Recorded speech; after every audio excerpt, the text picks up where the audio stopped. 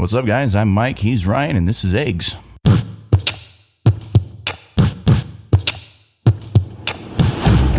This is eggs. This is eggs. This is eggs. Get all the eggs. Get all the eggs.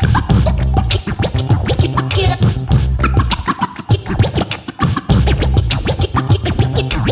all the eggs. Get all the eggs. Hey everybody, welcome to the show. We're doing a special first time run, so we'll see how this goes. We've got a special guest today, our first sort of interview of anybody of note. And Will might argue he's not of note, but he's of note to me. We've got a friend of mine, guy I met a year ago at the Weapons of Mass Creation Festival in Cleveland, Ohio. Actually, he's just fresh back off of it. His name's Will Truran. He is a North Jersey art director, designer. He's super talented guy. He's got a clothing company, and I'll let him talk about that a little bit. So anyway, with that, and no further ado, meet Will Truran. How you doing, buddy? Hey guys, how you doing? Pretty good. Doing good. Better now. Yeah, I'm glad I could catch you all between your travels and everything. You guys are two of the busiest people I follow. Wow. Yeah. Well, luckily, to avoid divorce, I'm not going anywhere until October, so I'm tied down for a little bit. Yeah, my schedule's about to clear up here in a little bit too, so it'll be nice. Yeah. So, but speaking of travel, so Mike, Will and I met last year, like as I said, at the Weapons of Mass Creation Fest. It's a creative festival, design conference thingy out in Cleveland, Ohio, of all places. It's one of these sort of small, do-it-yourself style creative conferences. I actually went out last year to see a fella, Stefan Sagmeister, speak. And I had the great pleasure of meeting guys like Will and a couple other dudes who sort of accepted me into their coven for the duration of the weekend. So, but Will is just fresh back off WMC 8, the 2017 edition. Yeah, how was that? It was amazing. They revamped everything. Ryan, when you came that first year for you, or I guess only for you, it was in a huge theater. Right. And that was the first year they tried that huge theater. They were in a little theater the year before, which was my first year. And this year they moved it to a really small, almost like a VFW type of location. But it had the Moose Lounge. Yeah, but it had bowling alleys in it. So it was pretty nice. sick. It was they had a bar, 20 lanes, and a couple halls where they could do all the speaking events and workshops and everything. It was a lot of fun. That's awesome. How was the speaking talent this year? Like I said, when I came out last year, Sagmeister was a pretty big name on the bill. Yeah. There were a couple others that were, pretty noteworthy. It seemed like there were a lot of good, talented people this year, a lot of doers. Yeah, they brought it down. So, Sagmeister's obviously an all-star. And the year before that, they had Debbie Millman and Michael Beirut, which are also all-stars. So this year, it was way more of I don't want to say blue-collar, because we have the most white-collar job on the planet. But, Dustin Lee, who does Retro Supply. Jason Karn was there, who does that amazing lettering work. Stephanie was there. She's probably a less known talent, but she's super good. Lisa Lorek, who does a lot of hand lettering. She's straight from Cleveland. Oh wow! So another dude straight from Cleveland. Jay was back this year, right? Jay Walker. Yeah, Jay's a blast. Yeah, he's always a fun dude. Yeah, he's main focus is trying to impact teens and kids in the urban areas of Cleveland. So it's just respectable what he's trying to do. Yeah, no, he is, and that was one of the things I took away from meeting him last year was that he's he's a design guy, but God, he does everything for those kids. He's putting together computer systems and getting software and everything so that they can work and learn design as a trade. And yeah, it's really cool. Yeah, what WMC Fest does super well, and every year I've been there, they've been getting better and better. They're just keeping the speaking super diverse, a lot of women. A lot of different ethnicities and backgrounds and even cultural and socio levels. That's something I've seen at other conferences. They miss a lot. Yeah.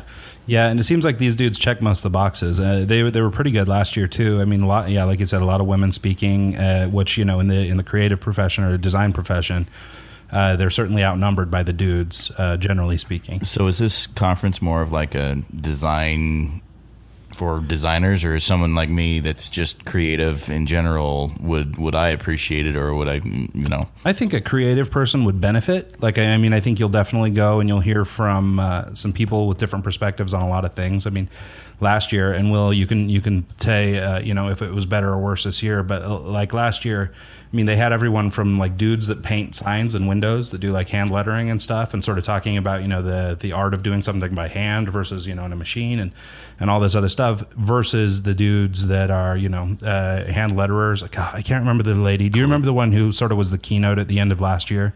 Yeah, she's I the think hand her letterer. last She does name, the book designs and stuff. Yeah, I think it was Isabel, but I can't remember her last name. I follow her on Instagram. It's like Bellina or something. We were talking about her because, like, yeah, she was really interesting. Sackmeister had like the ugliest slideshow presentation for his speech, and then she came up and like no one knew who she was, and it was the most beautiful presentation. Like all her slides were animated, and she made everything herself. yeah.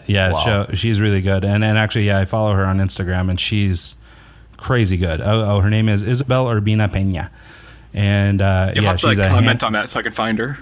Yeah, she's we'll put it in the show notes, but she's a super talented hand letterer, and I really enjoyed her presentation because she really does kind of a hybrid of hand lettering and doing it in software. So like hand lettering would be like calligraphy pretty much, right? Yeah, and actually she does a lot of book cover design and things like that. Oh, that's cool. But it's been interesting watching her Instagram over the last little while, because from when I started watching her last year to now, and maybe it's just how it is coming across on Instagram, she's doing a lot more digitally. It looks like she's starting to experiment with an iPad and some other things. That Procreate's changed the game.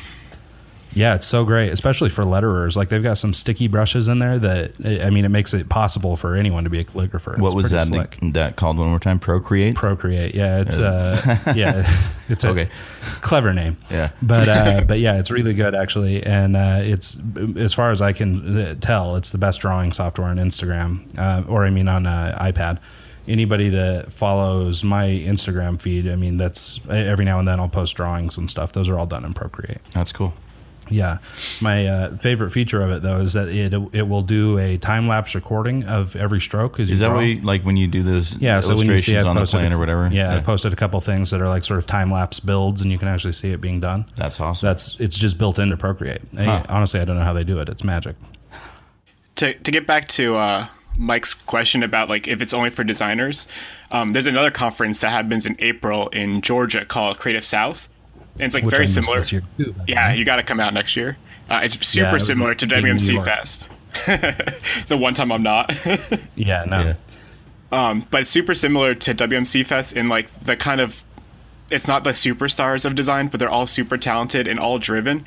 And I brought out a fellow clothing brand owner who doesn't design any of his own stuff, but he is super interested in like creative entrepreneurship.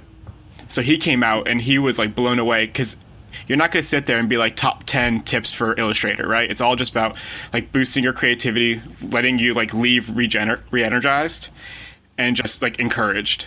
Well, yeah, and I totally, I mean, I was reading your blog earlier on your website, and I saw that was one of the key things I took away from it, was like that feeling of being energized and ready to go, and like now you're ready to just grab the world by the horns.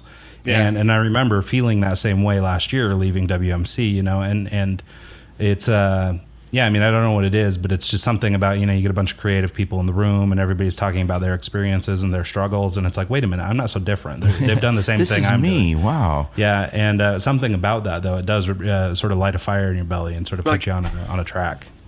In our everyday life, we'll walk down a street and cringe at all like the bad signage and bad type usage, and like our friends won't understand. But when you go to these type of events, you're like walking down the sidewalk and you're all complaining about the exact same things. Yeah, you've got a group of 12 guys that are all fake throwing up because they've seen some horrible typography or something. Yeah, you get some odd looks, but it's just nice to know other people like care about the exact same stuff you care about. Well, and for people who do this for a living or have sort of dedicated their life to the cause, I mean, it's really cool to, I guess, be around like-minded people and sort of see how everybody's handling what we're handling, you know. And that was one of the things I had mentioned to Will before the show. Is I was reading through his blog, and there were so many of those bridges and hurdles that I've come across, or that I'm still going through even. And you know, so I mean, for me, it's, you know, kind of a little inspiring to say, okay, I must be doing something right, because this guy's running into the same stuff. Yeah. I mean, I think it's kind of a good. What are some of the things that you had similar to him that you've had to kind of overcome? Well, a lot of it had to do with sort of just, you know, the struggle of finding new clients and things like that. And we can sort of get heavier into it as we go, but or as we sort of get into his business. But I think that there are a number of shared experiences that are in there. But before we sort of go too far down that path, I wanted to circle back around a little bit. Like I said, I met Will at a conference as a designer. Guy already, you know, sort of that established some context for me. But I don't know that much about Will, the human being, outside of, you know, the 3 or 4 days we got to spend together. And so so I was wondering, Will, you know, you want to talk a little bit about your background, what got you into this line of business? You know, were you always kind of a creative guy? You know, how did we get from Zygote to here? Sure. I came from a pretty creative family. My dad's a professional photographer. He shot for Nabisco's food packaging for years. Oh, wow. So does he know Steve-O's dad? No. Steve-O's dad was the president of Nabisco. No. The art department was kind of like, everyone was in suits, and the art department were all in like jeans and like dirty shirts. It was pretty awesome. That's fantastic. But like, my mom was always drawing, and they were both always like in the worship band playing music and singing. So like, creativity was always something encouraged in our house. Now, I'm just sorry to interrupt, but like, so maybe I'm confused a little bit. Who is it that plays music in your family? Is it not you? Because I thought you were in some kind of band or something. No, so I used to play bass, but then I broke my elbow snowboarding, and so for like 8 months I couldn't use my arm, and I kind of never picked up the bass again. Oh, sad day. But everyone else in my family, literally everyone else in my family. Because I was going to say, when I first got onto you with the Wolves and Lions stuff, I remember a lot of your marketing was, you know, you were showing a lot of bands and stuff like that. And like people who can't skateboard go and photograph skateboarding. People who can't play instruments go work with bands. Hey, yeah, no, you're talking to two guys that worked in the music business. We're right there with you. Mike at least can play a little bit. I can't play anything. I've got about 6 chords. I rock them, but I've got about 6 chords. Yeah, I played a lot of... I was going to say, I play a lot of like Pink Floyd, like, you know, the 3 or 4 like... Well, it's nice, you know, if you can find those songs where you can just, you know, hit the string and then just kind of let it fade for a minute. Just a boom. And Metallica's song that literally you don't have to have your fingers on the fretboard at all. You hit the top and the bottom 3 strings or whatever. It's perfect. That's the kind of bass I can play. So anyway, go ahead, continue. So your family, obviously very artistic. It translated to you. So I think it was like 2001 because it was Photoshop 6. So like pre-CC's Photoshop 6. We got a copy of that at home that my dad was able to take from like Nabisco when they upgraded. So like 2001, that's like 17 years ago. Yeah. So I was 10 or 11, just playing around with like the different layering options and, you know, that stupid effects palette that we all hate now. Drop shadows, baby. Dude, that's my go-to right there. And Double and boss. So just from like that early age, I was able to like start really like diving into what digital art or digital design could be. It's funny because I started on Photoshop 5, and same thing. It was a company copy that was I worked at the time. I was working for a semiconductor plant, and I don't even know why they had a copy of Photoshop, but I found a copy of Photoshop 5 on their network. Yeah, and so I would sit and noodle around with it at night. And actually, we talked about it on an earlier show once. But the fruit of my labors. There was the zebra on motorcycle was born.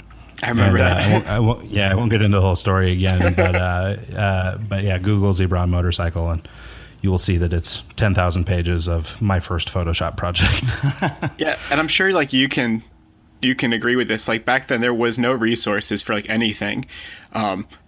I was lucky because like Nabisco would pay my dad to go get like certified, which is a joke now. Like, who's gonna go get Adobe Photoshop certified for anything serious? Yeah, could you imagine? But Nabisco was like all about that. So he would come home and be like, hey, "This is how you use the pen tool," and then just like hours of me struggling around with the pen tool. I got my pen tool certification today, guys. Well, is it the pen tool in Illustrator that you do the outlines with, and Yep. that right there took me forever to figure out it's a how little to bit get of a like science.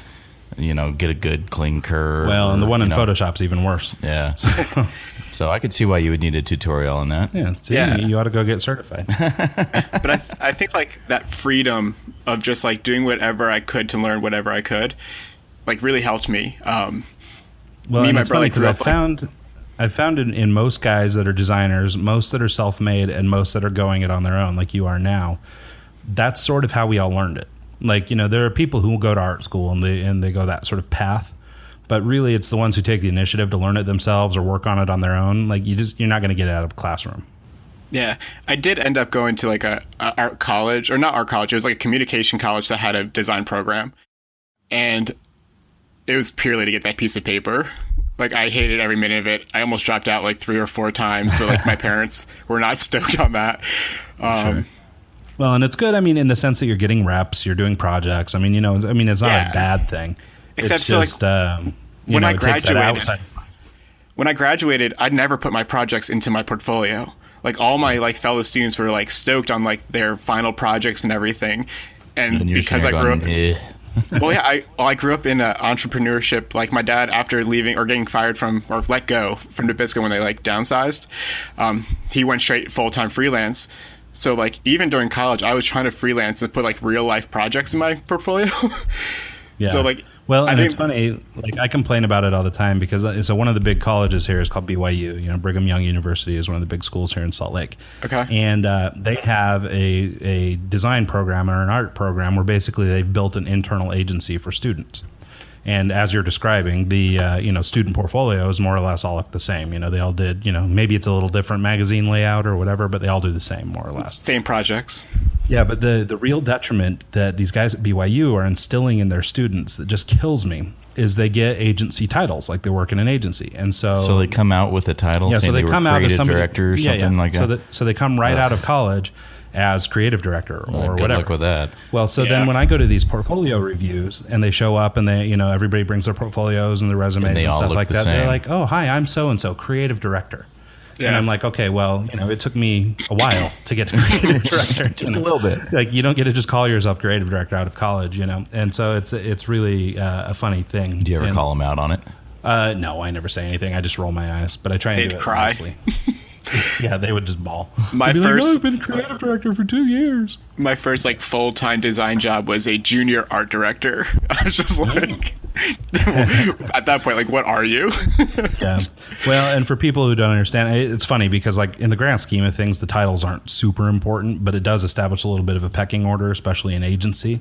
Oh, and for so sure. people do get a little bit, on the defensive, I guess, because this kid shows up with 0 years experience in an agency as a creative director. That's offensive to the guy that spent 25 years trying to become Trying to one. get there, yeah. And so, it's kind of a funny thing because, especially now in sort of more modern agencies, smaller agencies, more boutique shops, like, most of the time it's make up a title because you have to put something on your business card. Yeah. It's like kind of not that big a deal, but in big agency culture, it's still kind of a thing. And so it is funny. But yeah, I always get a kick out of these college students. Although I will say BYU Ad Lab does a pretty darn good job. They produce a lot of good work and a lot of good designers. So kudos to them. But stop calling your kids art directors. Well, I'd rather be an art director than like the type wizard or whatever else. Like, Hey, I'm a type wizard. Leave me alone. You're barely a type wizard. You're really good with Helvetica. That's it. So that's something so I cool. work- So you go ahead. I was just saying, I did some time working at a web firm, and like the resumes we would see come through would be like Code Wizard or Code Monkey, and we were just like, stop, like it's not funny I or was cool. actually- yeah, I was showing yesterday.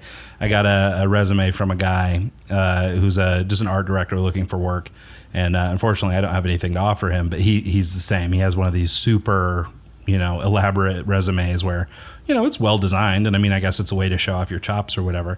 But it's full of little jokey things like that. Like I think one of the things was it said his second language was movie quotes. Oh, Yeah, And it's Right terrible. there, like, okay. And I was you're- like, okay, we're trying too hard to be funny. Like, it's okay, be funny. Everybody wants somebody that's creative, but, back it off maybe just a little.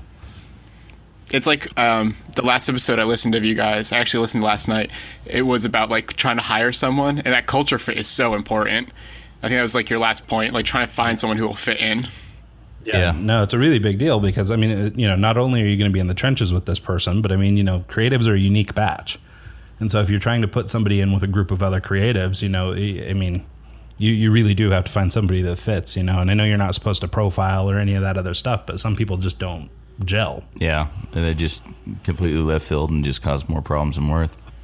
Yeah. Right. So anyway, okay. So I feel like we understand a little bit about your backstory and everything, but as we're going, let's talk a little bit more about your journey. So you just mentioned that you had been working at a web firm. I think you were working there when I met you, but where, like, sort of what was your progression? So you started doing, a little bit of freelance with your dad when he left Nabisco, but from there, where'd we go?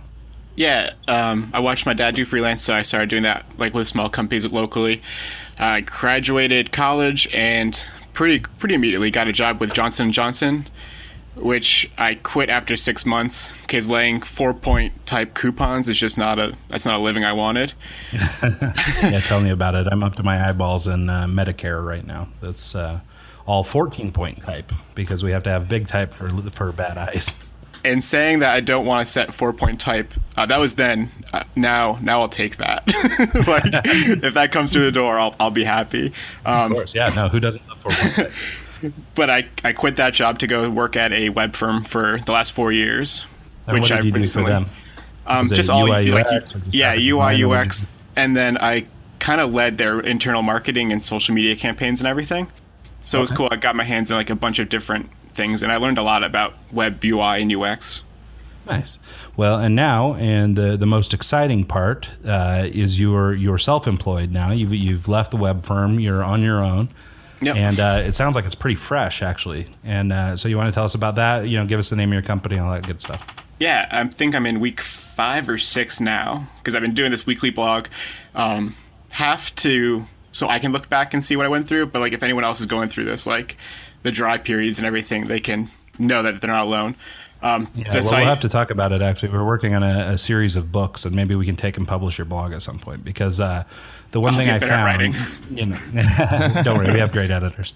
I went through your blog, and like you said, I think it's 4 or 5 weeks old, something like that. And for me, it's been really fun to just sort of read through it and see what you're going through. Like, the most recent post is about WMC, of course, but you really broke down what that costs. And I think for, young people, especially, and people trying to get started in the business, the idea of investing in yourself is a hard one, because you're saying, God, that's $500. That's a month's rent. That's a car payment, whatever it is. And I think those are even the examples you use. And, I think it's important. I mean, I'm always an advocate for sort of entrepreneurship and things like that. And I have, knowing you and seeing your work, you're going to be just fine. But I appreciate that. Well, you're really good, for one. So, everybody check out his site, and we'll make sure that everything is linked up in the show notes and everything. But I think that it's really important that people understand to invest in themselves, because it's about the only good investment you'll ever make. You're never going to lose if you're investing in yourself. Now, that doesn't mean, I'm going to invest in myself and go to the bar tonight, but, hey, that's a good investment. Right. Yeah, I'm going to invest in cocktails tonight. But, Adobe Max tickets are for sale right now, right? And that's like a $2,500 conference. So I'm not going to invest in myself in a trip that's going to cost me like over $3,000. But I can invest $500. Yeah. But I think what's really cool, and to your point earlier about these little conferences, and I think one of the things I really liked, I'm going to space out on what you called the most recent blog post, but you said something like the power of community. Yeah, something like that. And I really love that. And what it is the thing with like WMC, for example, it's not the biggest conference in town. Adobe Max or some of these others are much bigger, much more expensive. I think WMC was 300 people this year. Yeah, not a massive event, but what it is, or what it becomes is, because our group, I can't remember what we were last year, but there was maybe 8 or 10 of us or something that sort of palled around last year. And and I'm sure you had a crew like that again this year to hit up the taco spot and everything. And but what it is because you're not there with 10,000 people, you're there with 300 people, you develop real relationships with people. You start to get a little familial even. And then Yeah. you see each other at the other small ones at Creative South and some of these other things. And it's like, oh, hey, bro, I'm so stoked to see you again. Like, it's more about seeing that person than it is about whoever's on the roster. It's about kind of maintaining those relationships. Well, and those relationships are what's going to develop into something down the road anyways. Yeah. Well, and that's just the thing, even though I haven't been able, I haven't seen Will in person since last year. We tried to connect when I was in New York and some other things, but it just hasn't worked out. Like, I still feel super connected to Will, and I was really bummed that I couldn't make WMC this year because I wanted to see him. I wanted to see Anderson. I wanted to see some of these other guys that might have been coming, who are all dudes I met last year. And, just in those 2 or 3 days, I felt like we sort of made some bonds with some of these guys. And it's like, I really want to see where they're at and what they've done in this year. But if I was at Adobe Max, I'd be there with, 5,000 other people. I get emails for Adobe Max just because I have. Well, that's how you know how impersonal it is, because they're inviting you. Exactly. I'm not in the. I'm a freaking DJ. Why would I go to that? Oh, they have music apps now. I use Adobe Audition. There you go. Yeah, so They're creating the thing that's going to take my job away. Exactly. Yeah, and they're training everyone to use it. Yeah. So you better get good at it quick. Just getting back to what you're doing now, we talked about it a little bit, but tell us about Noble Folk.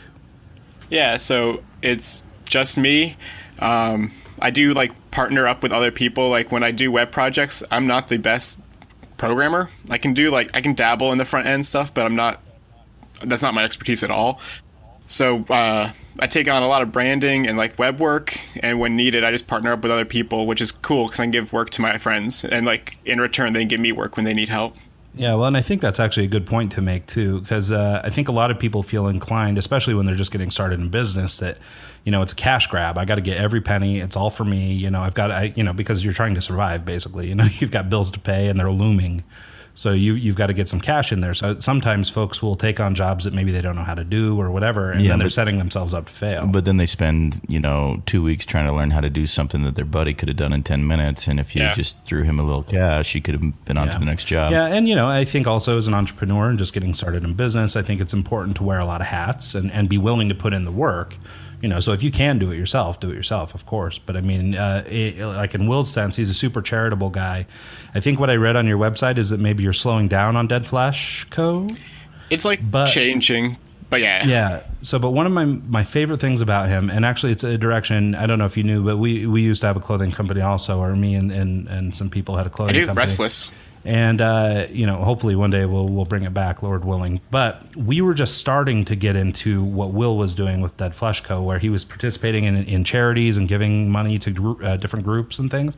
Super charitable guy. And I really like that aspect. Our brand was really focused on mixed martial arts and stuff like that. So we were in the process of organizing a charity to help pay dues and stuff so kids could afford to take martial art courses. And, we were trying to do something like that. But Will was really involved. And I guess, I don't know super tons about this, Will, but, I know you're involved in the church and your faith there. I know you're involved in charitable things and stuff like that. And I really think that that's an important part of business. And I think I read that you were going to sort of carry this on with Noble Folk, that this charitable giving part was going to stick with you. Yeah, so, everything I do, it has to do with my faith, or should at least. I try to make that the focus of everything. So with Dead Flesh Co., I was taking a lot of money and it started growing, and then I realized I had a full-time job and I didn't need two incomes like that. So I was able to donate, all of the proceeds that I made from 3 years of sales of the clothing brand to just different nonprofits I thought were impacting the community better than I ever could. That included after-school programs, skate groups for inner-city kids, and it's hard. I don't want to bash anyone, but West Alaska is really hurting. So it was a group in West Alaska that was helping alcoholism and domestic abuse. Mm-hmm. Those are all things that I could never touch. I'm not inside those circles. I don't understand those people. So being able to give my money to groups that I knew could do better things with it than I could. Well, and that's kind of key too. If you're going to be giving charity, financial money to a certain group, it's good to, do your research first and figure out who you want to help, because a lot of them, they're just a cover for some other jerk to go and keep the money. You know, and I really like these smaller charities that are hyper focused on one thing. You know, for example, you know, East Alaska. You know, I mean, you don't get too much more niche than that. But what I like is those guys are actually putting those dollars to work. You know, it's not just admin money. It's not just that kind of thing. They're actually working for these people. One of one of the requirements that I had set for myself was I was only going to donate it to people who were living in those communities. So like the guy who was doing West Alaska, he moved from Kentucky and moved into West Alaska. The guy who was doing the after school program left his home and moved into Patterson, which is like, I don't know, anyone from Jersey knows like Patterson's reputation. So like, I'm not going to give it to like a Red Cross who's being run from someone in DC, you know, like when they're trying to impact Europe. Trying to like make those connections with people who understand and live in those cultures is like way more important to me. Well, and that's the thing too. I mean, like you're saying, these are the folks who are, you know, they're so into it that they're willing to relocate to it to be a part of the solution. Yeah. And so I think those are the guys who deserve your money. They deserve your time. They deserve everything.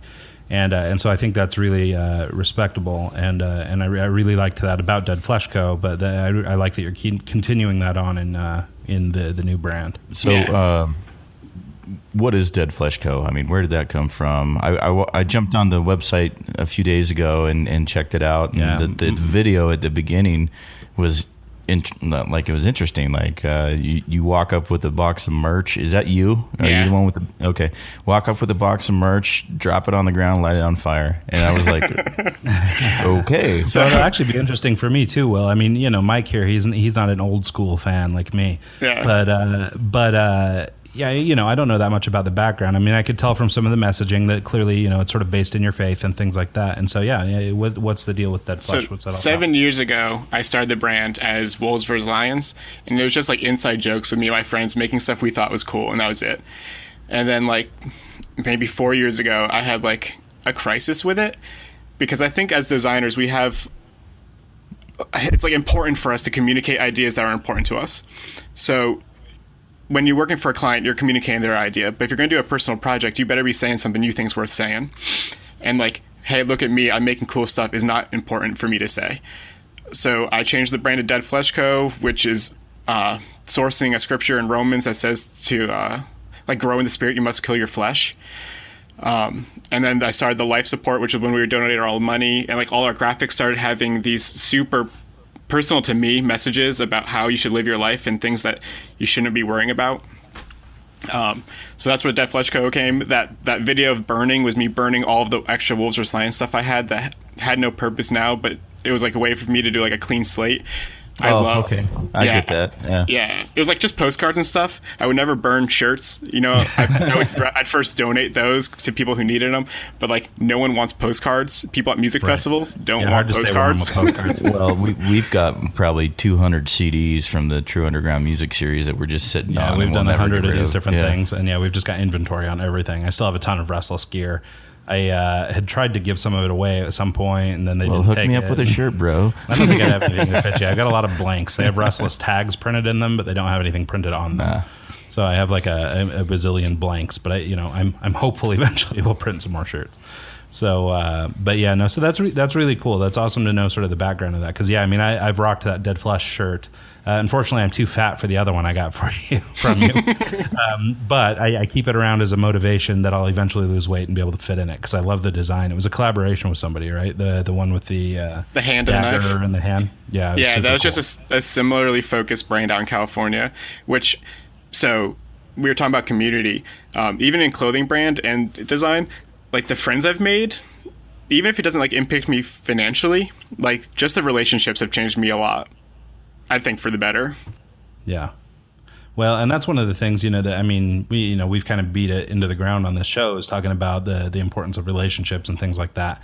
And so for me, it's really rewarding to hear somebody like you, talking about this and how important it is in your life too. Because, for me, I wasn't always this way. It kind of took me a while to transition. I used to be more business focused and more, I wouldn't say I was like the step on someone's neck guy. Like, I mean, I've always been a nice guy and good guy to people. I was a step on people's neck.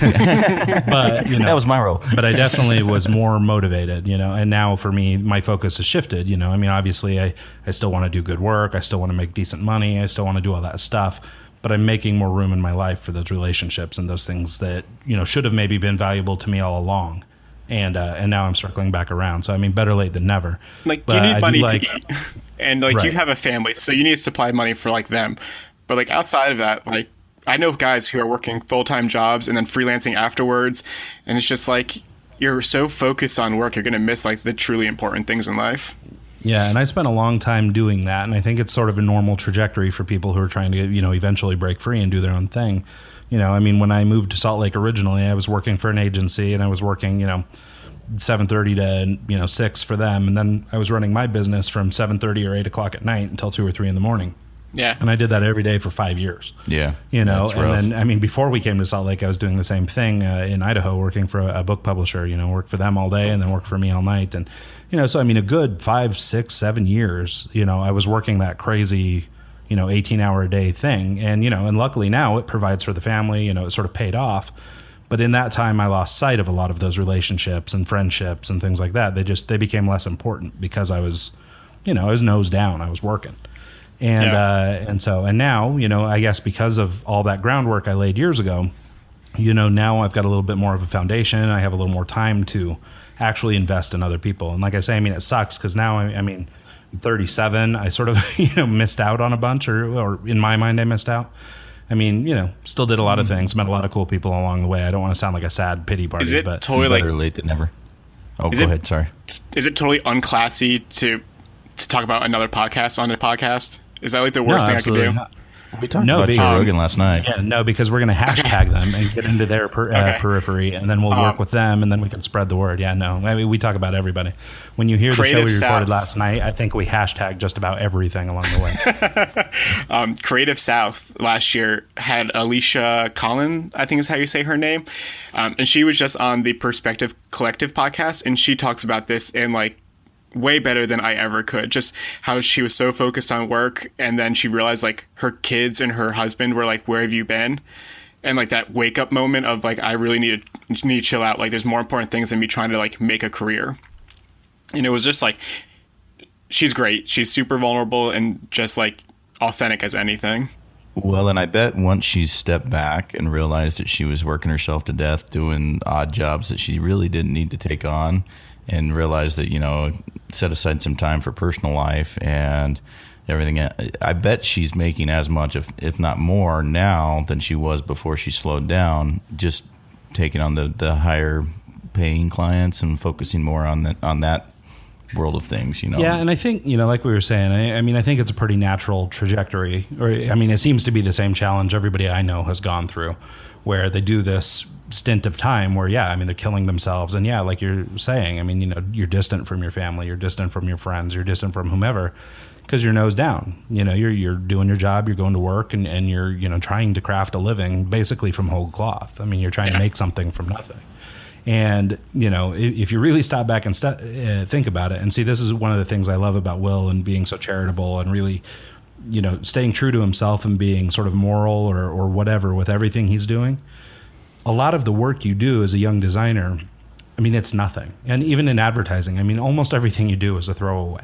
Yeah. And unless you're working for charitable groups or you're doing some actual good with the work you're doing, most of it's throwaways. I mean, I can't tell you how many cards I did for escorts, business cards. And I mean, at this point, all these women are too old to be good escorts. Speaking of good turns. And so, and so, but I mean, I've done my share of crappy work, I mean, I was burning hours doing that stuff when, wife was home, we may have had a kid by then, and I mean, granted, I was trying to provide and that's how I was making money. But at the same point, it's like in the grand scheme, I mean, that little business card meant nothing, and that's a few hours I didn't spend with my kid. I'm going to have to go through my box of, like, memory type stuff and see if I think I have one of those cards. Yeah, you might have some. I do. I have the whole collection.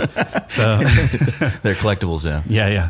So, but anyway, I think, that's really interesting. So what was her name and what was the podcast she's on again? She was recently on Perspective Collective, which is Scotty Russell. Oh, okay. And he was at WMC, right? Yep. And I believe her name is Alicia Collin. It's Alicja. So Okay. I don't know how to say that. It's All terrible. right, cool. We'll check it out and we'll put it in the show notes too. Because I think that's really important. And actually, now I want to go back and listen to it. And just, No, we're gonna have to maybe hit her up to. well, it's like guess. like I say, it's one of the things that really interested me in talking to Will. Is like I said, he's going through the same journey that I've been through, or I am going through myself. And so for me, just like we were describing at WMC or any of these little conferences, it's fun to be around like-minded people and people who have seen your struggles or are going through them. And so, yeah, it would be really interesting to me to hear what, another person that's sort of experienced what I've experienced. And maybe it helps me stop beating myself up over it. Maybe it'll be a little therapy for me. So back to Dead Fletch Co. Sure. When you first started it, what were some of the struggles you had? I mean, like finding quality people to print your shirts, getting them for a decent price, being able to actually sell them in the first place. I mean, what was your, like when you would you go and set up for events? Did you go to concerts and try and sell them there? Did you go, how did you get it out? Yeah, I mean, I don't know if you guys saw the same thing with Restless, but like the first 3 or 4 shirts I released, they sold out pretty quick to just friends and family. But like once you pass that bracket, then you have to start finding like real customers because your friends and family aren't going to give you so much money, right? But while that was happening, I started selling at like local shows, and I would sell like 2 or 3 shirts a show, but like it was never worth the time, other than the fact I was going to be there anyway. So like I love the local hardcore metal scene, so I'd go to these shows, and then I would hook up with bands who'd be like, "You want to sell your merch at our table?" So like obvious answer is yeah, because it's not much effort on my part. Yeah. But you start not enjoying the shows because you're working the shows and you're only making like $30, and like that's not worth it. Then I did like Warped Tour for a couple years, and I hate those people. Not the people going, but like the people who run it. It's just such a money thing, and they don't care about anybody, and it's like the most faceless corporation I've ever worked with. So I've done like other small festivals locally, and I always do pretty good at those because they know I'm listening to the music. I understand their culture. But it's mostly online now. So when you went to get them printed, did you do them yourself? Did you have a company or?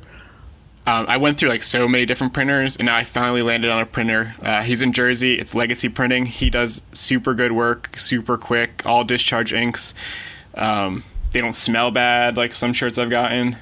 Yeah. Well, and yeah, I mean, if it's, for what it's worth, I mean, the shirts that I bought from Will are, I mean, they're great. The quality is good. And, and I'm picky about that stuff because, we did the same thing. We had the source printer and all that. Even the collab shirt, I didn't get to control the printing of that. And like, I'm not happy with that printing at all. When I got them, I was like, what are you doing? And he's like, I print all my shirts. I was like, what are you doing? Yeah, those are like vinyl press on or something. I don't know. It was terrible. I was pretty mad. Yeah, those were a little bit different than. Well, and then the you're stuck DFC with a shirt, bill that you don't want to pay, and at the same time, it's like that learning curve is rough. Just even figuring out, what type of shirt to use, what type of print to use. It took me forever to find a blank I like, and it was by chance the blank I wanted, my printer couldn't get, the most recent printer. And he was just like, you should try this brand out. I've been working with them for a while. They're small, they're cheap, and like they're really good work, and you could get American made. And now that's all I've been using is just like Royal Peril blanks because they're a little bit boxier, which I like. I don't like those super custom fit tees because I got man boobs and no one wants to show those off. Well, you're in the metal crowd too, and those aren't generally the super tight pant emo guys. So you got all the big dudes in the metal world. We're all pretty big. Yeah. Speaking of the metal world, I actually used to work with a Christian rock band called Black Box Burning down in Phoenix, and it's kind of, I never thought of metal being Christian rock, like it's like screamo hardcore going at it, and then when you dissect the words and you're like, oh, okay, there's a message in there. Yeah, it's like the only genre of music we're really good at. Like all that like Christian pop stuff is so much worse than like what we call secular pop, but like religious Christian metal is usually like some of the best stuff being put out. Like, even my secular friends will listen to it because they're like, this is just better. Yeah, well, and that's my experience with it, too. I mean, we're pretty involved in music on our end. And, yeah, I mean, the pop stuff feels like they're trying too hard. Yeah. Like, it's, it's really important that you hear my message, so I'm going to say it in this way that's so clear. And I feel like the metal, I mean, it's more in your face in that it's metal, Yeah. but it's not in your face because the message is sort of part of the music. Well, you Like, can just get into it. the groove more versus like. I honestly don't like the pop Christian music because it's too almost in your face. Like it's just kind of. I don't know. I just don't dig it. But the metal and the rock and the stuff like that, I can get into it. You can go and just rock out and have a good show. Well, the pop stuff, even some of the rock stuff, feels like a parody. It's like they're making fun of something. Like it doesn't 100%. feel like a pro musician, But that metal stuff is pretty solid stuff. And this Black Box Burning, I knew those guys too, and they're really good band. It was David from Mink Rebellion. Yeah, like when Mink Rebellion broke up, he went and started drumming for them, and they used to play in high school, and he's like, hey dude, come on over, check these guys out. We almost took him through the recording studio with Ryan Green, and that would have been a crazy little. I won't even go off on that, but that was he's a big producer. He's done a lot of. He did the big guys. No Effects, Punk and Drublic. Really well known producer. Yep. So to sort of circle back around, we sort of tangented off into Dead Flesh Co. and everything, but I want to come back a little bit to Noble Folk. As I understand it, and correct me if I'm wrong, Noble Folk is the name of your, I guess, sort of a freelance operation. But I was actually going to say you should just start treating it like an agency. Don't call it freelance. It's just you now. Yeah, I think I changed. I worked with someone I know who does like a lot of copywriting, and we were working together on like trying to change the verbiage on my site. So I think we did a lot of that, kind of got rid of freelance completely. Well, it's funny. It's one of those things. It's a humility that's built in you. And I know you enough as a human to know that you're humble and that you're really trying to, you're being forthright and you're being honest in the way that you're approaching it. I mean, basically I went from working to somebody and now I'm freelancing. Yeah. But the first thing she sent me back was, she was like, so are you trying to sell yourself at all? I was like, I am. She's like, no, you're not. Yeah, well, and I mean, I'm the same as you in that sense. I'm not a hard sell guy. Like that's always been a struggle for me. Yeah. Well, when I had my bio written, I emailed Ryan. I was like, dude, I can't write this. This is just like, can you just write some crap about me and send it to me, because I can't brag about myself. Yeah. It's just the weirdest thing, Yeah, Mike's gone through a transition that's sort of similar, basically going from, unknown guy behind the turntables to trying to develop a little bit of a persona and, get known. And so, but yeah, same thing. He's a really humble guy. And so he's had a really hard time talking about himself and transitioning into pay attention to me mode. Yeah, that's so weird to me to think of. Yeah. And as a freelancer, I think most of us are sort of, normally we just sit behind the computer. We're just worker bees, and we just are looking for work. And, you just feed us and we do our job. And so when you do transition from basically working for someone to working for yourself, or now you're the guy running your shop and it's on you to bring in the bacon, but you also have to cook it. Like it's, entering into freelance, you're going to be the salesperson, but then when you actually do it, you're actually the salesperson. And you're like, in your head, you knew it, but now it's like a whole new reality. Yeah. And I think it's a subtle difference, but it's a difference that's real, is that people, when you call yourself a freelancer, they think of, oh, you're just this designer that lays back and you have, a network of people who come to you and they just, they kick you work every now and then, whatever. And you're this worker bee for hire. Yeah. But now you're sort of transitioning and Lord willing, this will be what you do, for a living. And this is going to become your business and your company and your livelihood. And this will provide for you and your family and all the charitable aspects that you're bringing into it. And so you have to, but you have to sort of switch your mindset and think about it as a company. One of the things I started doing early on is I always speak in we's. I always say that we did that or we do that, and I catch myself even in social situations when I'm sitting here with Mike and it's like, oh yeah, no, we're working on that. We'll hit it later, but it's like me, I got to go do something later, and it's like, but everything is we, and part of that is I sort of had this mentality or this thought that you need to look big in order for people to treat you that way. So I sort of speak like there's always more than one of us, and and things like that. And luckily now there really are more than one of us, so I'm not just delusional. But it's in design. And maybe it's the same in the DJing music world. It's called like imposter syndrome, where like you feel like you're lying to people when you talk about Yes, yourself. I actually read about this recently. It's weird to think of that way. That's awesome. It's a syndrome, though. I like that. It really is. People Yeah. get like panic attacks about it. Just but go ahead. Sorry, I didn't mean to interrupt. Well, it's you just there. like the same thing. Like you're saying we, which isn't 100% true, but like if it needs to be, like when you hire me for a web job, I bring in other people, right? So then it is a we. Yeah. And like saying that you're a master of branding or whatever that, like you might not be the best, but like you're good. Yeah. So that idea of like that constant struggle of like, am I good enough to be calling myself like an expert, or am I good enough to be calling myself like the one you need for this project? Yeah. And it's like, just Well, gotta and get past that. Well, and it's that fine line, right? Because if you are calling yourself the best, but you're not, Yeah. you've got to live up to what you're saying. Well, so But at the same time, you don't want to downplay yourself because you're too humble, you know? So I went to school for audio engineering. So technically, I'm quote unquote an engineer, right? But that Right. just sounds weird to me. I don't feel like I went and got a 4-year education and now I'm an engineer kind of thing. But the way I have to think about it is, okay, I know a lot. I know bit depth and all this stuff, and like that most people don't know, and there's always more to learn. And just because I don't know everything doesn't mean I'm not, a professional in my career. Yeah. Like I know enough to charge people for what I'm doing, but it still feels weird to acknowledge the fact that I'm a pro.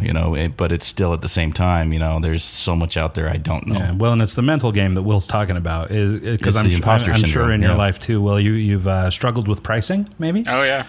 Is it because that's a constant struggle? Everybody's unsure how to price You know what helped themselves me and- with that?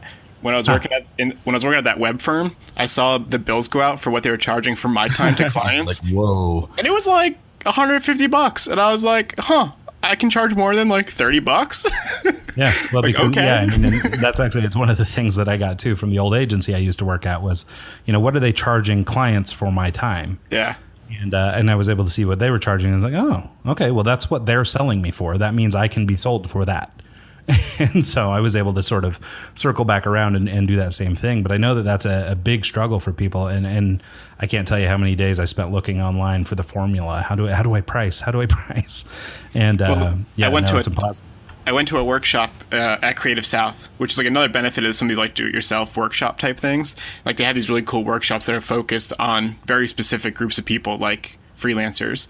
And he was like, all you do is take your entire month's salary and like divide it down by the day and then the hour and then add 20% for your profit margin. And like, that's how much you should be making.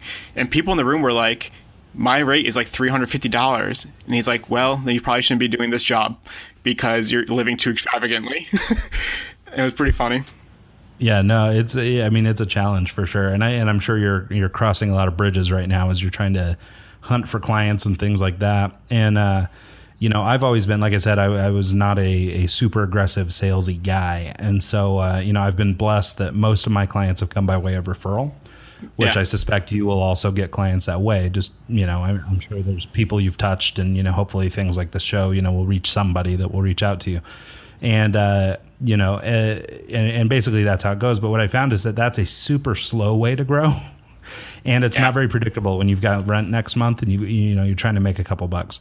And so, have you come across anything yet in your struggles that sort of helped you with the sales or helped you in making sort of a first impression or a cold call or whatever? Is there any technique you've come across yet that seems to be working for you, or are you still trying to figure that out? Yeah, right now it's still like word of mouth. Like I've got a call later from a connection from my old job. It was like a guy who works there. He's like, hey, someone else needs a work. It's too small for our firm. Do you want it? And like, if that works out, they'll pay my bills for a month and a half, because web projects are like that. They'll take a month and a half and they'll pay your bills for a month and a half. Yeah, well, and that's the thing is, like our biggest client right now is the company that laid me off 3 years ago. Yeah. So they laid me off, and then now they retain my company for a bunch of work, and we're the they're our biggest client now. Well, it And actually so- worked out in your favor because now you have the freedom to kind of set your own schedule instead of knowing that you have to be there at 9 to 5 kind of thing. Hence why I am able to take this call this morning. Yeah. And so, but back to relationships and everything. The reason that happened, or the reason it works out, is because of the groundwork I laid and the relationships I laid while I worked for them. And it's the same thing you're describing now. You know, you're getting a referral from somebody you worked with at a former job, and so, but that's because you were a good person when you worked for them. That's because you were seen as a hard worker then, you know. And so I think it's really important to sort of keep that in mind and not burn those bridges, especially if you have any hopes of going out on your own at some point, because you're going to need all those bridges later.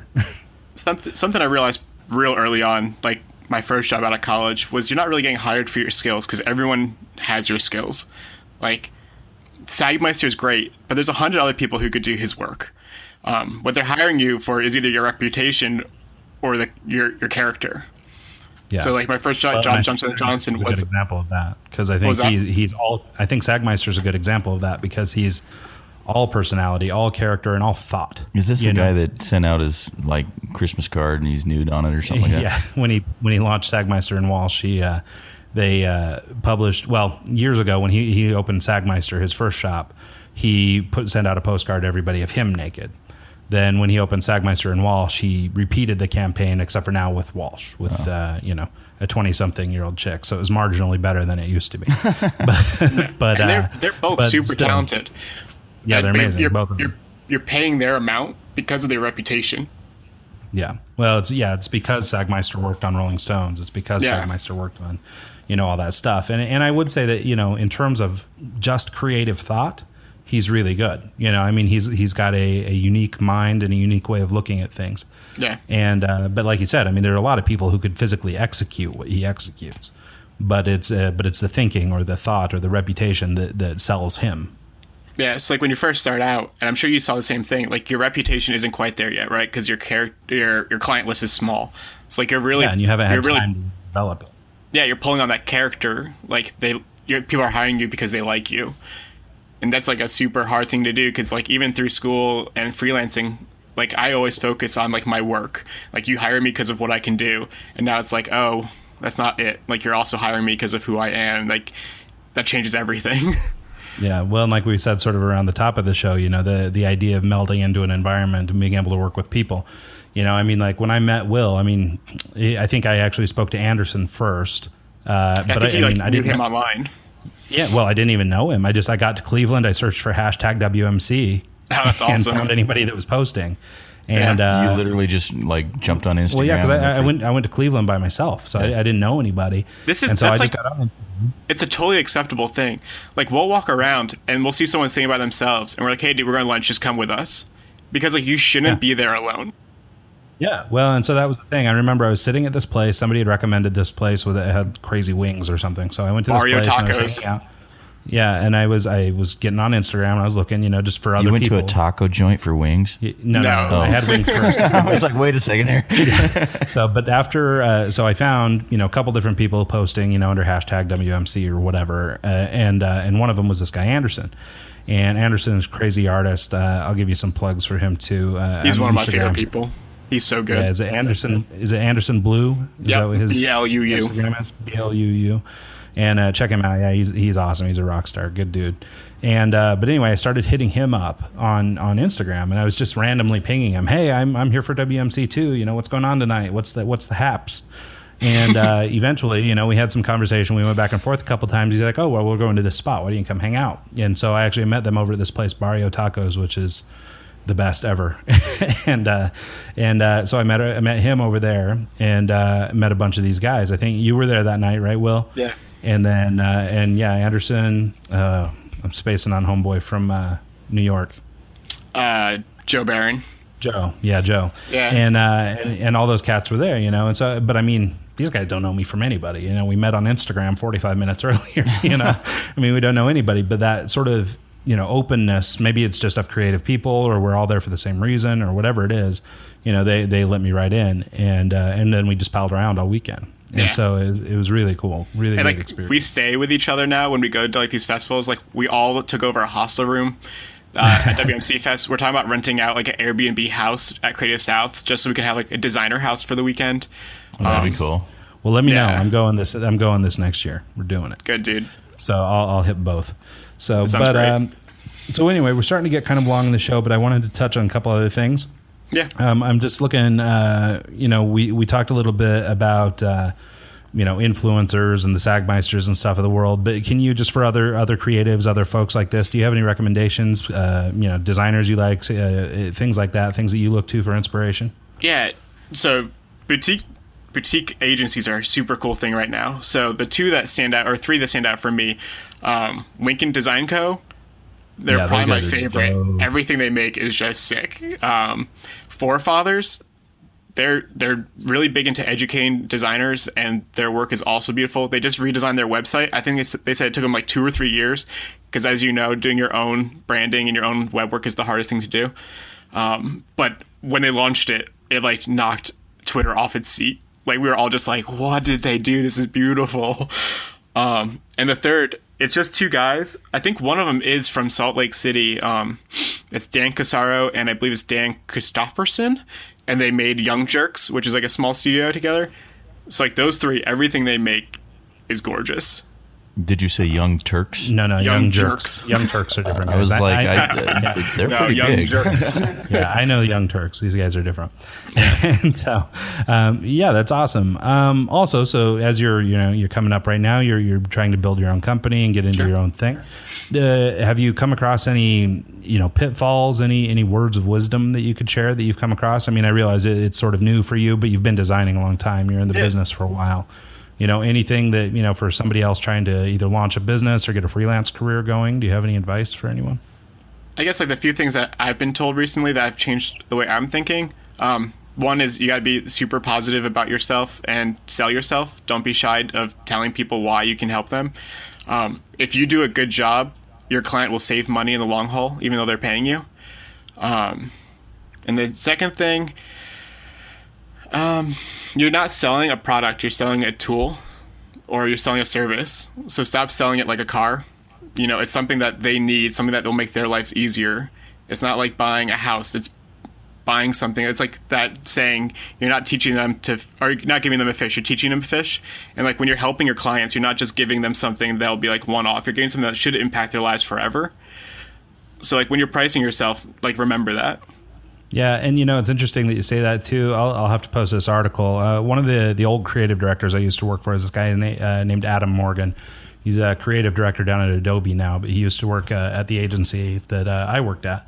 And he was one of the creative directors, but he's a real thoughtful guy, and he spends a lot of time dedicated to marketing writing about advertising and marketing and things like that. And he just published an article this week sort of about that subject, about stopping billing by the hour and billing by value. So, don't, like you're saying, don't sell it like it's a car, and I really like that, actually. Don't sell it like a car. If you look at like a company like Nike, for example, the Nike swoosh, like how long would it take for you to create the Nike swoosh? Well, yeah. And what's the story on that lady? She made like $60 or something. I don't know. I haven't heard the story, but I mean, that brand is a multi-billion-dollar brand now just because of, the right branding, the right marketing, combination of things. When you're doing a logo like that, you can't think, okay, I'm going to bill her $200 for this Nike swoosh or whatever. Like you got to think of the brand that you're creating for this individual and what it's worth. Yeah. Well, and obviously, I mean, at the time she couldn't have foreseen Nike becoming what it became, so otherwise she'd have charged $1 billion for the logo design. But to Adam's point, and I'll share his article, but he was really focused on this idea that, in agency culture, especially, it's sort of seen as you work an hour, you bill an hour. It's sort of a one-to-one relationship. Like Will said, it's like selling a car. We have an object that we're selling. In our case, it's time. But really, how you should be billing these things is what they're worth. Or at least to some degree, when you set your pricing, you should decide on sort of what the value of this thing is. I mean, maybe it's a screen for an ATM. Okay, maybe that's not worth a lot of money, or maybe a business card or whatever. But maybe building a brand or designing a logo or developing corporate ID for a company. You maybe burn 100 hours, but the rest of the time that you're thinking and you're not actually in InDesign or in Illustrator and you're doing the work, you might need to bill more because it's not worth just your 100 hours. It's worth well more. It's worth the night of sleep you lost trying to think about it. Right. Or the time away from your family, or the thing that you missed, or the event that you couldn't go to, or the whatever it is, I mean, all those things are worth something, and like I said, I mean, you can't be the person that designed the Nike swoosh and charge $1 billion in 1971 or whatever it was. But at the same time, and I actually do think Nike came back later and did the right thing. I think they gave her a couple $1 million or something, Well, that's at nice of some them. point in their history. So I think they did actually come back and sort of repay her for that. Probably the most successful thing she ever did. But anyway, I think it's interesting. I think that's a really good point. I love that idea. I think it could be a meme, which I guess you're a little bit of an expert at sharing. Oh, dude, meme game strong. But it seems like that concept of don't sell it like it's a car, I think is something that people really ought to take to heart. So with that, Will, anything else you want to get into? Anything else you want to talk about? I mean, Can I know we're out of time. Gone through things. Oh yeah, no. I mean, we talked about before the show. I mean, we keep it around an hour, but if we go an hour and 20, so that you can talk about 30 something. seconds. Yeah, it's a Can I hard just- out in 30 seconds. Yeah, please one talk thing- about whatever you like. Yeah, the one thing we didn't touch at all is, in addition to the clothing brand and the design firm, I recently took over as president of the ADCNJ, which is the Art Directors Club of New Jersey. I'm bringing that community aspect of like these fests to New Jersey. So if there's any listeners and designers in New Jersey, it's adcnj.org, and we've been doing monthly events in person. We're rolling out monthly events online now, so people all over the country can interact with us. We're going to be rebranding real soon and doing a whole bunch of really fun stuff in the next couple of months. That's excellent. Yeah, no, I think that kind of stuff's really important. I was in the Utah Ad Fed for a while, sort of a similar thing. There's the AIGA, there's a bunch of those things. What do you think, Will? What's your opinion on sort of those types of organizations? I know you're an advocate for community, but I mean, in general, I mean, clearly you're very involved. But I mean, what do you think the benefits of that are for people who, are in the industry and, either looking to network, make friends, whatever it is? What do you think the value of working in these sorts of groups are? I mean, it could lead to money, but like nothing I do in life really is like determined by that. It's just like having those people you can talk to or vent to, or like when I run into a problem with my work, I know there's people I can go talk to about it and be like, what should I do right now? Like, we're all learning as we go. So you should be able to have friends around you that can help. And if you're like designing in a silo or just by reading stuff off Google, like you're only going to get so far. You need that help and like camaraderie. Yeah. Well, and like we were talking about before, with your blog post and sort of seeing the journey that you're going through step by step, like I think that's going to be super valuable. And these organizations like the Art Director Club of New Jersey and Google your city. I mean, you'll find stuff like this, the ad feds or art director clubs or creative meetups or whatever. I mean, there's a million of these things. New Jersey doesn't have an AIGA or anything. So when they offered me to be able to take over this and kind of do whatever I want, because the club had pretty much died and no one wanted to take it over, and they're like, you can just do whatever you want with this as long as you keep it living. If there is no club around you, just start one. You'll find students, you'll find young professionals. So many of us are working solo, and we need that friendship that we can't get at a firm anymore. It's not hard. Like one of our big events every 2 months. Yeah, go ahead. What was that? I was just saying, like, one of our events every 2 months is we meet at a bar and we do a drink and draw. It costs us nothing, and we get like 30 people together to hang out and make friends. You got to post some of that artwork. I could see that being pretty cool. Yeah, it gets pretty crazy. It gets a little rough towards the end of the night. But, Lots of Ubers. But yeah, especially nowadays with the technology and the internet and all that stuff. I mean, even without a real formal organization, you can use things like meetup.com and stuff like that. Exactly. Dribble has a service where you can set these meetups for creatives, and it's really easy to get a group together. Yeah, actually, the only one I've ever been to was the one in Cleveland, and but I mean, that it was, bar was it was awesome. great. Yeah, that bar was insane. It was like being in Game of Thrones. Yeah, no, I need to. I'll have to find the name and share it because that place was cool.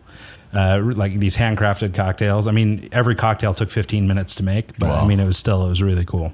They cooked their meat by blowtorch. Yeah, It was awesome. Yeah, pretty sweet. That's pretty neat. Great spot in Cleveland. So yeah, we'll find the name and throw it in the show notes too. We have Your show a notes group. have to be so deep. Yeah, I know, right? They're turning into a novel. They are really. We have a group that's real similar to that for DJs, and it's called Home for DJs, and Nice. it's pretty cool. It's pretty much based out of Seattle right now, but it's growing fairly quickly, and we've got like 300 some odd members in it. But it's really cool because it spans the pretty much the whole horizon of DJing, from clubs to mobiles to anything you can think of. And it's really nice to have, like Serato just updated their software. What's going on with my controller? Why is it not working? Usually someone in that group knows the answer. Yeah. And someone, like, I have a gig that's, we need someone to cover next Friday. Are you available? And it, just having that resource to go to is critical. And I'm sure it's the same in the design world as well. Like, Illustrator changes something. How does this work? You know. Well, and of course, because both Will and I come from sort of a similar discipline, we're talking about it in that respect. But the point you're making about sort of this exists in whatever you're doing. So, I mean, if you just want to be the best damn accountant you can be, you're going to find, organizations. They'll be really boring meetings for accountants. But I was trying to be all funny with that, and I couldn't think of anything. Yeah, they're not going to be the most exciting get-togethers, I'm pretty sure. You look at spreadsheets for 4 hours. Yeah, I don't know though. They may really lash out, when they get together. It's hard to say. But anyway, the point is, these types of industry groups and even the more casual ones like the meetups or the dribble get-togethers, things like that. I think could be really valuable regardless of what your skill set is or what business you're in. Yeah. I made the joke earlier that like design isn't a blue collar industry. Right. But that doesn't mean it's easy, right? Like having friends that can understand the exact same things you're going through is important. I don't know what your wife does, but I can't imagine she's also running a marketing agency. So having other people you can talk to about like the frustrations at work that she can't understand, I think it's really important. It will help like your relationships with your non-designer or non-DJ friends to have those DJ and designer friends who you can like vet to. Well, and that's 100% true. I mean, actually, one of the things we run into every now and then, my wife teaches school. She teaches at a junior high. And the thing we run into is, she'll come home stressed. She's had arguments or whatever with her kids' parents or administration or whatever. There's drama. And then she comes home and it's like, oh, well, Ryan left the office at 3:00. He kind of was able to run around, get the kids, do whatever, like it doesn't seem like work. Yeah. My hands are still pretty soft. It's that lotion you use. Yeah, but I mean, I'm not out swinging a pitchfork for work. I'm not coming home from a long day in the mine. Yeah. But it doesn't make it any less work. And we actually do run into problems sometimes where, my wife either can't empathize or whatever with, this was a really hard brain day. I had to spend a lot of time thinking on this thing and then trying to execute it in such a way. Well, those hard brain days, man, they are stress. You don't realize the toll it takes on you. And like if I have a long day, working on a website or something like that, by the time I actually fall asleep, it's like I just melt into bed, because and I think it's common probably for a lot of designers, but I mean, most of us like our work, for me, I can go in and put in a long day and it'll be a lot of brain work and it'll be a lot of struggle. But at the end of the day, like I'm good, like I'm not frazzled. I'm not fried. It's, this was an awesome day. I worked through this thing. I solved this new challenge. Whatever. I figured out how to answer this question. And for me, that's super rewarding, so I come home and I feel bright eyed and bushy tailed, maybe a little tired if it's a long day. But I mean, in general, I like my work. So it doesn't feel like work. But when you're a school teacher or you're working in the coal mine or you're, whatever it is you're doing, you might feel that grind a little bit more. And so I know we run into problems in our family where, my wife doesn't realize I've had a hard day too, because it looks like I'm doing just fine, And so I think like to Will's point, these groups and these organizations where you can deal with like-minded and people that have gone through the same struggles as you, it can give you that outlet you need, because, my wife doesn't give a damn that Illustrator crashed 21 times. Right in the middle of your project. And or right now the struggle is that InDesign isn't talking to Font Explorer X and they've done an update and then we need to patch. And, my wife doesn't care about that stuff. So but I could complain to people like Will about that. I understand. I'm here for you, Ryan. Yeah. So with that, Will, do you want to, how can we find you online? You can find me at Noblefolk Design on Instagram and Twitter. You can find at Dead Flesh Co. on Instagram. You can find my name, Will Truran, on Facebook if you want to stalk me on there. Well, you might want to spell your last name for him. At Truran. There you go. And Yep. I think that's You'll pretty know much you have it. it right when there's one more R than you need. Yeah, when you sound like you're just like, Yeah, when your mouth gets a little full, you'll know you have it right. Yeah. Also, you have a personal Instagram, right? The Will Truran also. yeah, And then Noble Folk Design is the new website, and it's more or less done. It is done. It's ready to go. yeah, it's done. If you're on Android, I'm sorry, but everyone else is done. That's right. We don't talk about those guys.